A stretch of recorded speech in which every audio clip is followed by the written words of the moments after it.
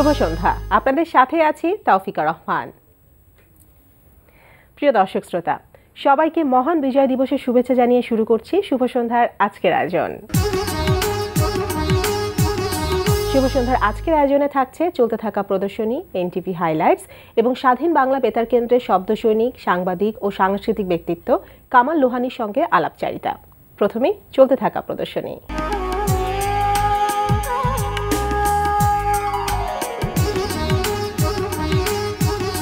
শুরুতেই জানিয়ে দিচ্ছি চলতে থাকা প্রদর্শনীর সময়সূচি। ঢাকা বিশ্ববিদ্যালয়ের জয়নুল গ্যালারিতে অনুষ্ঠিত হচ্ছে কারুশিল্পী হৃদি আদ্রোরার কারুনন্দন শিরোনামে একক কারুশিল্প প্রদর্শনী। প্রতিদিন সকাল 10টা থেকে রাত 8টা এই সময় প্রদর্শনী চলবে 16 ডিসেম্বর পর্যন্ত। রাজধানীর আগারগাঁওয়ের স্থপতি ইনস্টিটিউটের আইবিএস সেন্টারে প্রদর্শিত হচ্ছে ভাস্কর হামিদুজ্জামান খানের ভাস্কর্য প্রদর্শনী। দুপুর 12টা থেকে সন্ধ্যা 6টা এই সময় প্রদর্শনী চলবে 7 জানুয়ারি পর্যন্ত। ধানমন্ডির গ্যালারি 21-এ প্রদর্শিত হচ্ছে শিল্পী ওয়াকিলুর রহমানের ছাপচিত্র প্রদর্শনী ডিপ প্রিন্ট। প্রদর্শনীতে শিল্পীর 38টি শিল্পকর্ম স্থান পেয়েছে। প্রতিদিন দুপুর 12টা থেকে রাত 8টা এই সময় প্রদর্শনী চলবে 16 ডিসেম্বর পর্যন্ত। এবার বিজয় দিবসের শুভেচ্ছা। আজ 16 ডিসেম্বর মহান বিজয় দিবস। আজ আমাদের আনন্দের দিন, গৌরবের দিন, বাঙালির অহংকারের দিন। কবির ভাষায় সেই সুজলা সুফলা শস্য শ্যামলা দেশে 45 বছর আগে আজকের এই দিনে উদয় হয়েছিল হাজার বছরের শ্রেষ্ঠ সূর্য। যাদের রক্তে পাওয়া আমাদের এই বিজয়, সেই সব শহীদদের, বীর মুক্তিযোদ্ধাদের, স্বজন হারানো লাখো মা বোন ভাইদের আজ বিজয় দিবসে জানাই গভীর শ্রদ্ধা ও ভালোবাসা। মহান বিজয় দিবস সবার জীবনে নিয়ে আসুক শান্তি, সুখ ও কল্যাণ বার্তা। এবার এনটিভি হাইলাইটস।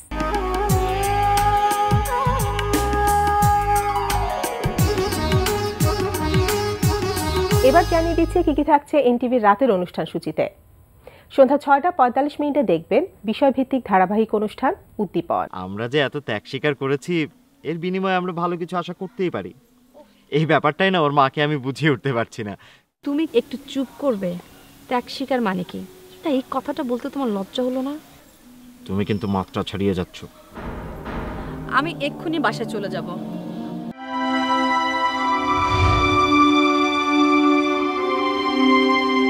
রাত 8টা 20 মিনিটে থাকছে মেজবাউদ্দিন সুমনের রচনায় নজরুল ইসলাম রাজুর পরিচালনায় ধারাবাহিক নাটক সানফ্লাওয়ার।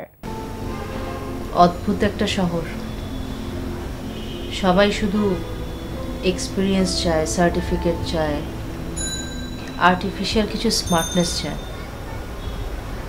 যোগ্য কিনা, সে মানুষটার কোয়ালিটি আছে কিনা, স্কিল কিনা, এগুলোর ব্যাপারে কোনো মাথা ব্যথাই নেই। রাত 9টায় প্রচার হবে বিশেষ নাটক।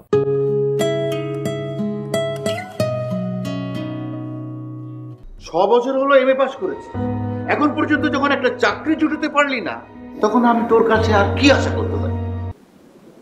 আচ্ছা স্যার, আমি যতটা জানি 1971-এ মুক্তিযুদ্ধের সময় এই লোকটার একটা বিতর্কিত ভূমিকা ছিল। শুধু উনি কেন, আমাদের প্রতিষ্ঠানের চেয়ারম্যান, ওনারা দুজনই তো 71-এর গন্ডগোলের সময় একসাথে কাজ করেছিলেন। রাত 11:30টায় রয়েছে জাহাঙ্গীর চৌধুরীর প্রযোজনায় বিশেষ অনুষ্ঠান বিজয় নিশান।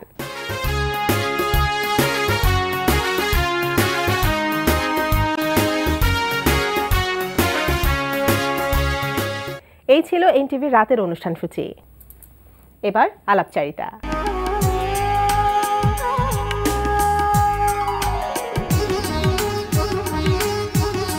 আজ 16 ডিসেম্বর মহান বিজয় দিবস। প্রিয় দর্শক, আমাদের আজকের অতিথি স্বাধীন বাংলা বেতার কেন্দ্রের শব্দ সৈনিক, সাংবাদিক ও সাংস্কৃতিক ব্যক্তিত্ব কামাল লোহানী। চলুন কথা বলি তার সঙ্গে। শুভ সন্ধ্যা। শুভ সন্ধ্যা। কেমন আছেন? ভালো আছি। তো প্রথমেই আপনাকে বিজয় দিনের শুভেচ্ছা। আমার বিজয় দিনের শুভেচ্ছা শুধু আপনাকে নয়, আমার মনে হয় যে আজ সমস্ত মানুষের কাছেই এই আনন্দের সংবাদটা আমরা পৌঁছে দিতে চাই যে আজ বিজয়ের দিন। আজকের এই বিশেষ দিনে আমরা আপনাকে পেয়েছি, আমাদের খুবই ভালো লাগছে, আমরা খুবই আনন্দিত আজকে। আমিও আনন্দিত যে এই দিনে অন্ততপক্ষে সমস্ত মানুষের সামনে আপনাদের এই এনটিভির মাধ্যমে আমি কিছু কথা বলতে পারবো, পুরনো স্মৃতির কথা শোনাবো। আজকে 16 ডিসেম্বর বিজয় দিবস, আমাদের সকলের জন্য অনেক আনন্দের দিন। তো আজকের দিনে আমরা সকল শহীদকে স্মরণ করছি অনেক শ্রদ্ধার সাথে। তো সেই 1971 সালের 16ই ডিসেম্বরে আপনি এই বিজয় সংবাদটা পাঠ করেছিলেন। তো তখনকার অনুভূতি তো চমৎকার ছিল। তো আজকের দিনে সেই দিনের কথা তো আপনার অবশ্যই মনে পড়ছে, সেই দিনগুলো সম্পর্কে আমরা একটু জানতে চাচ্ছি। অনুভূতি যে কি ছিল এটা আমার মনে হয় 45 বছর পরে বর্ণনা করে বোঝানো যাবে না। আর সত্যি কথা বলতে কি তখন যে মানে আমাদের প্রত্যেকের মধ্যে যে একটা আনন্দের একটা বন্যা বয়ে গিয়েছিল, সেটা সেই মুহূর্তে আমরা সেটা অনুভব করেছি। এবং শুধুমাত্র আমরা যে অনুভব করেছি তাই নয়, আমাদের প্রতিবেশী যারা ছিলেন বা আমাদের যারা সহমর্মী ছিলেন, যারা আমাদের এই মুক্তিযুদ্ধে সহায়তা করেছেন, তারাও যে আমাদের প্রতি কতটা সহানুভূতিশীল ছিলেন তারও একটা বহিঃপ্রকাশ এই আমাদের বিজয়ের আনন্দের দিনে তারা কিন্তু জানান দিয়েছেন। এবং তার কারণে আমরা কিন্তু অনেকটাই মানে কৃতজ্ঞ তাদের কাছে। অবশ্যই। তো এই যে বিজয়ের যে পাঠটা যখন ঘোষণা করা হলো, যে সংবাদটা পাঠ করা হলো, তো সেটা তো তৈরি করা হয়েছিল কিভাবে, কখন থেকে, সেই গল্পটা আমরা একটু শুনতে চাচ্ছি। আমার মনে হয় যে সম্ভবত 12 কি 13 তারিখ ডিসেম্বর মাসে তখন ইয়ে হয়ে গেছে, ভারতীয় সেনাবাহিনী এবং মুক্তিবাহিনীর যৌথ একটা কমান্ড তৈরি হয়েছে, যার নাম ছিল মিত্রবাহিনী। এবং সেই মিত্রবাহিনীর তরফ থেকে একটা লিফলেট আমাদের কাছে আসলো ইংরেজিতে, যে ওই অস্ত্র মানে ইয়ে করার জন্যে, ছেড়ে দেওয়ার জন্যে, আত্মসমর্পণ করার জন্যে পাকিস্তান সেনাবাহিনীর প্রতি একটা আহ্বান। এবং জেনারেল মানেক শাহ, ভারতীয় সেনাবাহিনীর যিনি প্রধান ছিলেন, তার নামে এই লিফলেট আমাদের কাছে আসলো। এটা বাংলা এবং উর্দুতে করে দেওয়ার। তা আমরা বাংলা উর্দুটা করে দিলাম। করে দেওয়ার পরে এটা জানতে পারলাম যে এটা সমস্ত পাকিস্তানে এটা বিলি করা হবে, মানে হেলিকপ্টারের মাধ্যমে এটা ইয়ে করা, ড্রপ করা হবে, যাতে করে ইংরেজি, বাংলা, উর্দু তিনটেই থাকবে, যাতে করে যে সমস্ত পাকিস্তানি সেনাবাহিনীর সদস্যরা আমাদের বিরুদ্ধে লড়াই করছে তাদের কাছে এই সংবাদটা পৌঁছয়। তো তখন আমাদের নিজেদের একটা ধারণা হলো যে তার মানে নিশ্চয়ই কোনো একটা আলাপ আলোচনা চলছে, কোথাও কথোপকথন হচ্ছে। তো এটা কি করে লোকেট করা যায়, আমরা তো এমনি জানতে পারবো না, এবং যেহেতু গোপনে হচ্ছে ব্যাপারটা, সেই জন্য আমাদেরকে বলা হবে না। তো আমরা এটা ভাবলাম যে ওয়্যারলেসের মাধ্যমে একটা আলোচনা হচ্ছে, তো কোনো একটা ইথারে নিশ্চয়ই এটাকে আমরা ধরতে পারবো। তখন এই রেডিও মনিটরিং করতে আরম্ভ করলাম আমরা। একদিন দুদিন করতে করতে শেষ পর্যন্ত আমরা ধরে ফেললাম, এবং ঠিক হলো যে জেনারেল অরোরা, যিনি ভারতীয় সেনাবাহিনী পূর্বাঞ্চলীয় কমান্ডের প্রধান ছিলেন, আর আমাদের বিরুদ্ধে যারা লড়াই করছিল পাকিস্তানি সেনাবাহিনীর পূর্বাঞ্চলীয় প্রধান ছিল এ.কে নিয়াজি, জেনারেল নিয়াজি এবং জেনারেল অরোরার মধ্যে আলোচনা হচ্ছে। তো এই আলোচনাটা আমরা মনিটর করতে করতে ধরে ফেললাম। এবং তার থেকেই জানতে পারলাম যে 16ই ডিসেম্বর রেসকোর্স ময়দান, যেটাকে আমরা এখন সরওয়ার্দী উদ্যান বলি, সেইখানে পাকিস্তান সেনাবাহিনী মিত্রবাহিনীর কাছে আত্মসমর্পণ করবে, এবং বিকেল 4:30 সময়। তো এটা যখন শুনতে পারলাম তখন আমরা নিজেরাও কিন্তু প্রস্তুত হলাম। এটাতে আমাদের মধ্যে কিন্তু একটা আনন্দ ছিল, কিন্তু আনন্দের একটা যে বহিঃপ্রকাশ ছিল বটে, আমরা নিজেদের তৈরি করার জন্যই তখন ব্যস্ত হয়ে পড়লাম। এবং 16 তারিখে যে একটা বিশেষ সংবাদ বুলেটিন যাবে, তার সঙ্গে আর কিছু যাবে কি না যাবে, এগুলো সব চিন্তা ভাবনা করে ঠিক করা হলো। এবং সংবাদ বিভাগের প্রধান হিসেবে আমার উপরে এই দায়িত্বটা বললে, সবাই বললো যে লোহানী ভাই এটা আপনি লিখেন। তো সংবাদটা আমি লিখেছিলাম, এবং লেখা আমার নিজের কাছে এখন খুব মানে সেই কথাগুলো মনে পড়ে না যে কি কি শব্দ আমি ব্যবহার করেছিলাম। তবে এইটুকু বলতে পারি যে একটা A4 সাইজের কাগজে আমার হাতের লেখায় আমি 5-6 লাইন লিখেছিলাম। তার মধ্যে প্রথম 2-3 লাইনই ছিল পাকিস্তানিদের বিরুদ্ধে গালমন্দ করা, তাদের বিরুদ্ধে যত রকমের বাক্য প্রয়োগ করা যায় সেগুলো প্রয়োগ করা হয়েছে। এবং তারপরে আমাদের যে বিজয় অর্জন হয়েছে এবং পাকিস্তান সেনাবাহিনী আত্মসমর্পণ করছে, এই ইত্যাদি ইত্যাদি দিয়ে এই নিউজটা তৈরি করা হলো। এই নিউজটা তৈরি করে আমরা রেকর্ড করলাম। রেকর্ড করার জন্যে তখন আমাদের যে নিউজ রিডার্সদের রুটিন ছিল, আমাদের তো 3টে অধিবেশন হতো, সকালে, দুপুরে এবং রাতে। আচ্ছা, তো এটা যাবে যখন তখন পড়ার কথা ছিল বাবুল আক্তারের। তো বাবুল আক্তারের পক্ষে এটা পড়া একটু কঠিন হয়ে গিয়েছিল, আচ্ছা, কারণ সাধারণত একটা সংবাদ পাঠক যারা হয় তারা খুব নির্লিপ্তভাবে সংবাদটা পাঠ করে পাঠ যান, করতে হচ্ছে, জি। এদের মধ্যে উত্থান পতনের খুব একটা দুঃখ প্রকাশ, আনন্দ উল্লাস প্রকাশ, জি। এইসব কিছু থাকে না। আচ্ছা। এটা খুব স্বাভাবিক, অবশ্যই, জি। এটা রেডিওর বেতারের মানে ব্যাকরণের ভিতরে এটা নেই। কিন্তু আমরা মুক্তিযুদ্ধের বেতার, সেখানে যখন বিজয় অর্জন করেছি এই খবরটি বলতে যাব, তখন তো আমার কথার মধ্যে, আমার কণ্ঠস্বরের ভেতরে এমন একটা মডুলেশন থাকতে হবে যাতে করে আমার আনন্দ প্রকাশ পায় এবং আজকে যে পাকিস্তান সেনাবাহিনীর প্রতি আমরা ঘৃণা প্রকাশ করছি, সেই ঘৃণাটা যেন আমার প্রকাশ পায়। তো এটা আমার একটা অভ্যেস ছিল, সেটা হলো যে আমি সাধারণত মানে সাংস্কৃতিক আন্দোলনের অনুষ্ঠানাদি পরিচালনা করতাম, ধারাভাষ্য লিখতাম এবং পাঠ করতাম। তো এই শব্দগুলো খুব কঠিন কঠিন শব্দ ব্যবহার করা হয়েছে। আচ্ছা, আচ্ছা। তো সেই জন্যে এটা সবাই মিলে বলল যে লোহানী ভাই এটা আপনি পড়েন। এর পেছনে আরেকটা কথা আছে অবশ্যই, এটা আমি বলবো কিনা বুঝতে পারছি না। সৈয়দ হাসান ইমাম সাহেব পড়তে এসেছিলেন, আচ্ছা, যে নিউজটা উনি পড়বেন। যেহেতু প্রথম দিন সরকারের নেতৃত্বে যখন স্বাধীন বাংলা বেতার কেন্দ্র কলকাতা ভিত্তিক চালু হলো, 50 কিলোওয়াট দিয়ে চালু হলো মিডিয়াম ওয়েভ, সেই সময়ের প্রথম সংবাদটা আমরা লেখা কিন্তু পড়েছিলেন সালেহ আহমদ সাহেব। সালেহ আহমদ মানে সৈয়দ হাসান ইমাম। তা হাসান ইমাম সেই জন্য 16 তারিখেরটাও পড়তে এসেছিলেন। তো আমি বললাম যে দেখেন আমাদের রুটিন আছে, বাবুল পড়বে আজকে, যেটা তো আপনাকে পড়তে দিতে পারি না। তো উনি চলে গেলেন, মনোকষ্ট নিয়েই চলে গেলেন। কিন্তু পরে যখন দেখা গেল যে বাবুল পারছে না, তখন সবাই মিলে বললো যে লোহানী ভাই এটা আপনাকেই পড়তে হবে, তাছাড়া উপায় নেই। তখন আমি এটা পড়তে গেলাম, কিন্তু আমি বললাম যে দেখেন হাসান ইমামকে আমি বারণ করলাম, তো এটা আমার কাছে খুব অপরাধ মনে হচ্ছে যে তাকে বাদ দিলাম কিন্তু আমি পড়ছি, এটা কেমন দেখায়। তারপরে ওরা বললো যে না, নিউজের জন্য আপনাকে এটা করতে হবে। তো তখন আমি এটা পড়লাম। ওই সময় যে পড়লাম, আমার কাছে কিন্তু এটা খুব যে একটা বড় কাজ আমি করে ফেললাম তা মনে হয়নি। খুব অহংকার বা খুব গর্ব বা খুব মানে গৌরবের কিছু এটা তখন মনে হয়নি। তখন তো মনে হচ্ছে দেশ স্বাধীন হয়েছে, এটাই সবচেয়ে বড় প্রাপ্তি আমার কাছে। সবাইকে দিতে হবে আমার। হ্যাঁ, তো এটা এই দায়িত্বটা আমার যে দিতে হবে এটা। তো সুতরাং আমি পড়ে ফেললাম।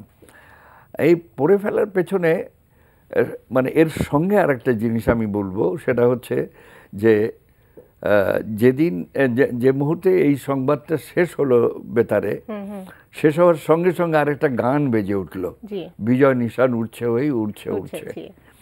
এই গানটি লিখেছিলেন বেতারেরই এক কর্মী এবং স্বাধীন বাংলা বেতারের সঙ্গে যুক্ত ছিলেন, গীতিকার হিসাবেও তার সুনাম ছিল, শহীদুল ইসলাম। সাংবাদিকতাও করতেন।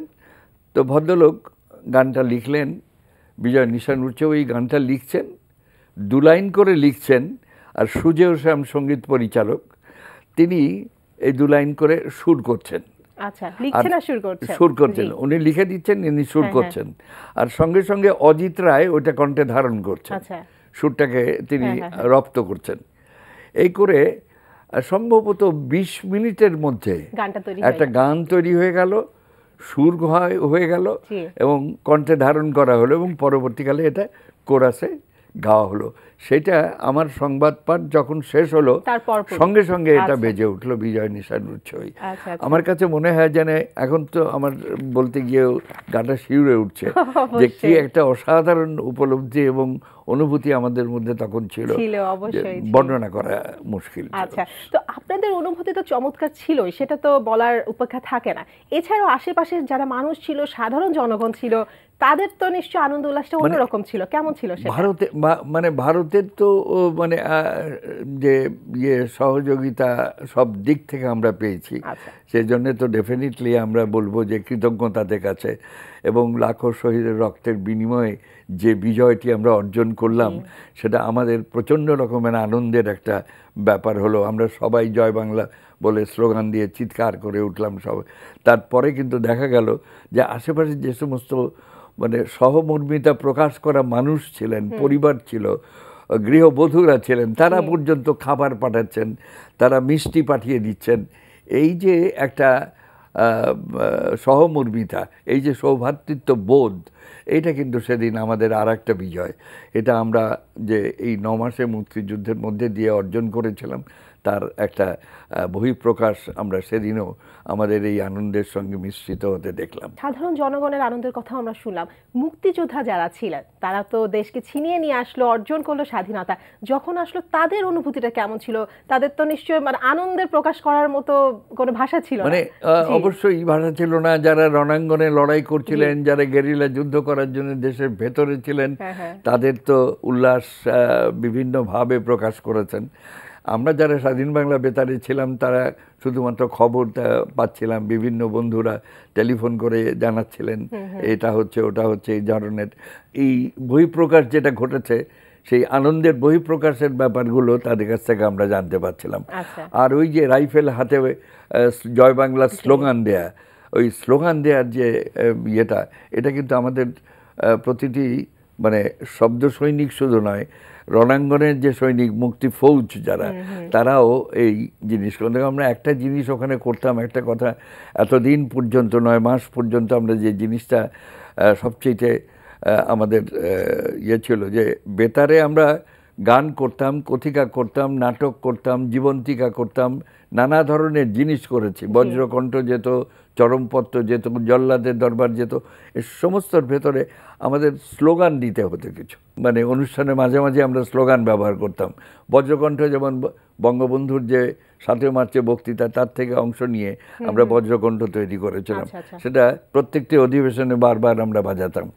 কিন্তু সেই সঙ্গে প্রত্যেকটি অধিবেশনেই আমাদের স্লোগান ছিল, বীর বাঙালি অস্ত্র ধরো, বাংলাদেশ স্বাধীন করো, এগুলো স্লোগান ছিল। পদ্মা মেঘনা যমুনা তোমার আমার ঠিকানা, মানে যেটা মুক্তিযোদ্ধাদের অনুপ্রেরণা জাগাতো। কিন্তু এর মধ্যে সবচেয়ে বেশি যেটা অনুপ্রাণিত করতো এবং সাহস যোগাতো, মানে আমাদের মনের যে বলটা কত শক্ত সেটা প্রকাশ করতো, মুস্তফা আনোয়ার বলে চট্টগ্রাম বিপ্লবী বেতার কেন্দ্র থেকে যারা যে 10 জন এসেছিলেন, তার মধ্যে একজন হচ্ছে কবি মুস্তফা আনোয়ার। তিনি লিখেছিলেন একটা কবিতা, তার একটি লাইন আমরা স্লোগানে এনেছিলাম, ওরা মানুষ হত্যা করছে, আসুন আমরা পশু হত্যা করি। এই স্লোগানটা আমাদের কাছে অত্যন্ত প্রিয় এবং সমস্ত মানুষের কাছে অসম্ভব জনপ্রিয় একটা স্লোগান ছিল। এত চমৎকার বহিঃপ্রকাশ, শত্রুর বিরুদ্ধে ঘৃণা এবং তাকে আঘাত করার যে অনুপ্রেরণা, এটা কিন্তু সবাই উপলব্ধি করেছিলেন এই ইয়েতে। তো আজকে আমরা যতটুকু জানলাম সেটা আসলে আমাদের জন্য অনেক বড়, অনেক কিছুই কিন্তু আমরা জানতে পারলাম, এবং সময় থাকলে হয়তো আরো অনেক কিছু জানতে পারতাম। বহু কথা আছে যেগুলো এখন এত অল্প সময় আসলে শেষ হয় না, তবু যতটুকু জেনেছি সেটাই আমাদের জন্য অনেক বড় পাওয়া। তো আপনি কষ্ট করে আজকে আমাদেরকে সময় দিয়েছেন, এই জন্য আপনাকে অনেক অনেক ধন্যবাদ। শুধুমাত্র ধন্যবাদ নয়, আমি বলবো যে আপনাদের কাছে কৃতজ্ঞ, এবং আজকে এই যে শহীদদের প্রতি শ্রদ্ধা নিবেদন করতে পারলাম। প্রিয় দর্শক, কথায় কথায় আমরাও চলে এসেছি অনুষ্ঠানের শেষ প্রান্তে। আমাদের সঙ্গে যোগাযোগের ঠিকানা প্রযোজক শুভ সন্ধ্যায়, এনটিভি বিএসসিসি ভবন, 7 তলা, 102 কাজী নজরুল ইসলাম এভিনিউ, কারওয়ান বাজার, ঢাকা 1215। আমাদের ইমেল অ্যাড্রেস shubhosandhya@ntv.bd.com। প্রিয় দর্শক, এনটিভিতে সম্প্রচারিত সংবাদ অন্যান্য সকল অনুষ্ঠান দেখতে লগ ইন করুন www.ntvbd.com। সবাই ভালো থাকুন, নিরাপদে থাকুন। শুভ সন্ধ্যা।